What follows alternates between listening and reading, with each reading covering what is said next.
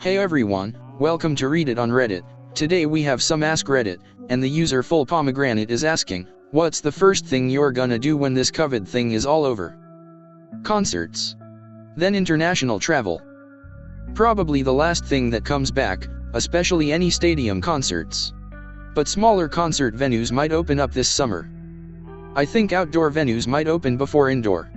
Maybe smaller outdoor auditoriums, then bigger as we get more of the populace immunized. Go see my mom. She's just off the back of her third cancer of the last 15 years, skin, then breast, then bladder, and I've not been able to see her properly since the pandemic began because I'm terrified of inadvertently passing COVID on.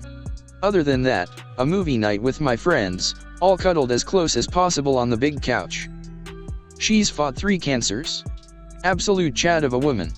I'm not even sure if being a Chad is good, but she is for sure a legend. Have a memorial service for my father. We'll do the same. We lost my uncle to COVID, and my great-uncle to natural causes/old age, and a cousin to cancer all within the last year, and none of them have had funerals. It's like they just disappeared. Thank you. Weirdly, I lost my nan in April to cancer and she didn't have a funeral either. I've been looking for the words to describe it and disappeared is closest I think. We had a sort of video call between the family on the morning she was cremated and then that was it. Back to lockdown as normal. There's no closure for it, which I think is one of the hardest parts of the loss. Buffets. Like a pub crawl, but with buffets. Gonna hit every buffet in the tri-state area, fuck it. Cause of death, the commissioner will ask and the coroner will gently cover my smiling, bloated face with a sheet and say buffets. My picture is going to be hung in every Chinese buffet out of sheer respect. I will become the martyr for the home country and the bravest lawman in the Golden Corral. What I'm saying is I'm going to eat at a buffet or two. Pro tip, bring someone who isn't going to gorge themselves so you have a DD driving while your stomach feels like it's going to burst is the worst. Just strap into the passenger seat, lay back, and wallow in your misery. Secondary pro tip, don't go nuts on the rice and other carbs. Those are there to be the cheap shit that you fill up on. Load up on all the good shit first and then hit the rice and lo mein if you really want some. My strategy is to go for the main dish stuff first, like chicken sticks, rangoons, meatloafs, fish, etc., and use the rices and carbs as a cool down plate at the end of the meal. I hardly ever have desserts. Buffet dessert items have rarely ever done anything for me. Like, oh yeah, I really love your warm gel and whipped cream salad. Unfortunately, lot of buffets, especially them family-owned Chinese buffets, didn't make it. Delivery never really made sense to them and many seemed like they were always meandering by. The one near me even had spent money recently on renovations, and they're gone, sad face. I grew up with that shit. My son was born just before COVID exploded, and he hasn't seen 3/4 of our family. I want to take him to my hometown to meet his great-grandfather and great-uncles/aunts, as well as his cousins and step-family. I also want to take him to my wife's hometown so he can meet her family and friends. But most of all I want him to be able to play with other children. He's nearly 14 MO and has never played with another child. All he's ever known is playing with the same 3 adults, and it's not enough. We also waiting for our first child, hope we can see our parents when he is born. I'm so worried my little one will never experience kids until they go to daycare. That feels like pushing them off the deep end and be like okay swim. Same. I am sad that she hasn't gotten to go to soft play or even meet her cousins who are a similar age. Good news is that your kid is going to be fine. Bad news is that kids who are 5 years old are going to have some serious mental baggage from this. No playing with other kids, fear of strangers, or anyone outside of their bubble, everyone in their life being anxious, etc. in such formative years for when you learn the basics of being a person. Take off my mask. That's gonna feel weird. I've gotten so used to wearing my mask out in the world that I don't know if I want to go back. It's kind of nice hiding my facial expressions. I'm mildly concerned about how it is going to impact my self-esteem to have to look at my face all the time again and no others see it. I am not always a huge fan of my jawline and I hate having to wax my upper lip all the time. Gonna have to go back to waxing and looking at my jaw and splotchy skin. Not sure I'm prepared for that. And back to faking facial expression all the time. Oof. I live in high-key near territory. Went to the bar one night a couple months ago and I was the only person out of probably 30 with a mask on. The comments and stares were endless. Not really eager to be gawked at and hassled about it. That's even worse than being self-conscious about my face. I live in the north, it's -50, and there were still 3 people in the park protesting mask, vaccines, and all that. Throw a like if you want some anti-vax videos. Honestly, my life right now isn't all that different from pre-COVID. The only real change is that I have to wear a mask now when going outside, which I don't even really mind all that much since it's kind of like a more uncomfortable scarf and it's really fucking cold here right now. I am ready for my glasses to stop fogging up with each breath out though. As soon as mask mandates are over, I'm going to the store. It'll feel liberating as hell, and bring back some humanity seeing full faces of strangers again. Besides that, the only real change is that we haven't been eating out every weekend like we used to, and we'll probably stick to that.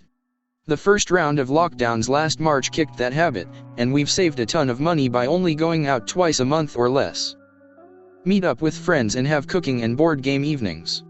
Have sleepovers, probably invest too much money in cars, herring and train tickets to visit people far away, go to parties, meet up people at the youth group I support. Oh, and hopefully buy a horse. Reconnect with my gaming community. I've worked throughout COVID, on COVID wards, on wards thrown together to make room for more COVID, and I've lost colleagues to it. I've tried to keep my mental state above water despite feeling at one point like cannon fodder. I am in need of some face-to-face D&D, Warhammer 40k, and anything else I can use to blow off steam for easily the next year or two. I'm going to see my family and hug the shit out of them, then I'll leave my daughter with my sister, fuck off for a very dirty weekend with my boyfriend. Being stuck in the same house for a year with a toddler who is a nightmare to get to sleep has taken its toll on our sex life, and God, I miss that. And the next Ask Reddit question is by the user commentator 666. Have you ever dreamed so hard that the next day you thought your dream was reality? If yes, what was your dream? I once broke the news to my family that our next door neighbor had died. A couple of days later I had to explain that I was mistaken and that she is alive and well. Did you tell your neighbor, and if so, how did they react? No, I didn't mention it. The neighbor is elderly, so it would definitely be rude. In the dream my wife told me about it. I was totally convinced until I saw the lights on the next night. When I commented about the lights being on as being odd, my wife was like, "What the hell are you talking about?" I said, "You told me yesterday that neighbor passed away, didn't you?" Of course my parents were friends with the neighbor, so I had called them earlier in the day to break the bad news. So I got to call and unbreak it and get made fun of for not being able to tell dreams from reality. I ran into a guy that I thought had been dead for 10 years recently. I used to work with him as part-time cooks at a steakhouse that was only open on weekends, and we became friends. I quit the restaurant to start my own business and we fell out of touch. Here's where it gets blurry. I can clearly remember a co-worker who had worked with us telling me that he had passed away, but I don't know if I dreamed it or the co-worker was mistaken. I can't imagine the look on my face when he walked up to me and said hello to me. Then again, he may be a zombie. The one where you get up, sit on the bed for 5 minutes dreading that you have to get up, and then reluctantly get ready and go to whatever you needed to go, only to realize that you actually pressed snooze on your alarm instead of getting up and that you're still sleeping. Getting up twice sucks. I've gotten up, fought my way through terrible traffic to get to work on time, only for my alarm clock to go off and wake me up. I'd like to say that there was a sense of déjà vu during the drive, but there wasn't. It was a different traffic jam I had to drive through after I woke up. That was a rough Monday. I had this recently, but worse. I dreamt I had overslept but by a little bit, but by 5 hours. When I got up, my brother was in my house even though he wasn't when I went to bed, and he was just chilling out drinking beer in my living room. Which was made weirded by the fact that the living room was in its pre-decorated form. Then I went to go to my work computer and the house changed to my old house that I grew up in, so I was really disorientated trying to work out where my computer was. It continued to be weird and stressful, but when I woke up and realized it was just a dream, I checked the time and I had actually overslept, but thankfully only 4 minutes past the start of my shift. I dreamed my dog was at my brother's house, being neglected by my brother and harassed by his little kids. I woke up angry, pissed that I was going to have to drive in the rain to get my dog and bring him home. For probably a full minute I just lay in bed, absolutely fuming. Then I remembered that my dog had died almost 10 years ago. It was like being punched in the gut. Not only was I sad about my dog, but I was also really disturbed and disoriented. It felt like my brain had malfunctioned. The feeling of being disconnected from my mind, it was a scary thing. I dreamed one night that our dog who died in a house fire came back. I'm so happy I cried in my dream. Then all of a sudden I wake up but my tears are real and I'm still crying. The fact that she died in such a tragic way broke me. I can't even function. I've had dreams where the places I go feel so familiar. I wake up and wonder if they may actually exist. Keep dreaming about meeting up with different friends and family to hang out, and then we end up shopping in a store. Same specific store, same setup and merch. Different dreams throughout the years though. Never been to a store like that in real life though. Same thing for me. I have had multiple dreams, all with different plot lines, so not exactly recurring, at the same shopping mall which doesn't exist. Is it for some reason a very compressed mall that looks like a labyrinth and it's all yellowish with rounded entrances and sometimes hard to go upstairs because the stairs are awfully tall? I know it's really specific, but imagine if someone has actually been on that dream mall too. LMAO, I have dreamt about that place like 5 times but all on different plot lines too. Dude, that is crazy. Freaking out right now because I've been in a similar, or nearly exact, recurring location in many of my dreams, with almost claustrophobic yellowish rounded entrances like you described. But in my dream location there's a little river under the building and foliage around the walls, and I'm often running around or looking for something in these dreams. It's crazy to hear someone describe such a similar location in their dreams, haha. I had a dream that I fell off of a cliff, and was heading for solid ground. I had heard that you usually wake up right before you hit the ground, but not me. I hit the ground and everything went black. I remember my eyes were closed shut, and I kept asking myself, am I dead? I woke up in my bed and thought I was a ghost who didn't move on into the afterlife, and that I was stuck in purgatory or something. Needless to say, my mom was weirded out when I asked her if I was dead with a dead serious face. I still remember that years later. Those types of nightmares suck. I had a similar when I was a kid. In the dream I was seated pillion behind my mother on her scooter, when a giant pothole appeared on the road and the impact made me fall on the road with a great impact. My brain made me feel the pain. I could feel the injury where the skin had been torn and the gash on my face.